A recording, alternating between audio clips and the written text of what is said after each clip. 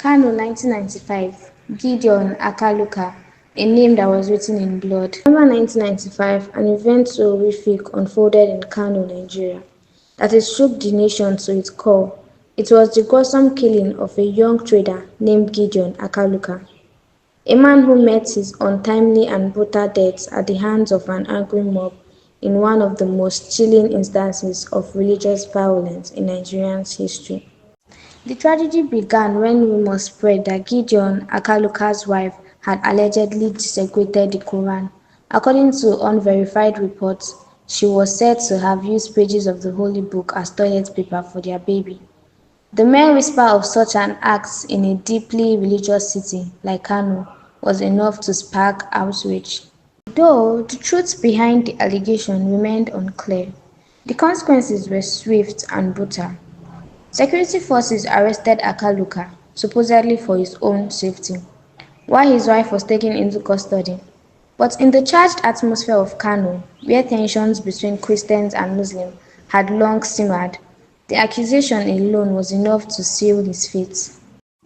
On a fateful night in December, a group of extremists stormed the Kano Central Prison where Akaluka was being held. They overpowered the security officers, broke into his cell and dragged him out into the streets. What followed was an act of unimaginable horror. The mob, wild with fury, paraded Akaluka's naked body through the city. He was beaten, tortured, and ultimately beheaded in the most gruesome manner. His severed head was then mounted on a spike and displayed in public as the crowd cheered. It was a scene of pure barbarity, a nightmare playing out in real life. News of the killing sent shockwaves across Nigeria. The community, especially the Igbo people, were devastated. How could such a brutal murder happen in broad daylight? Why did the security force fail to stop it?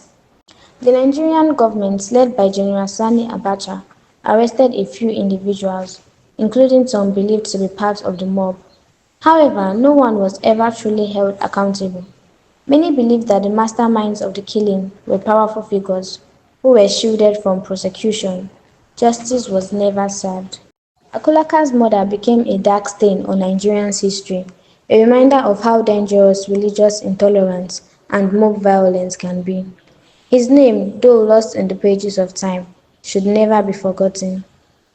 He was not just a trader, he was a father, a husband, a son, whose life was brutally taken over an allegation that was never proven. Nigeria has since witnessed many religious crises, but the memory of Gideon Akulaka's barbaric murder remains one of the most haunting.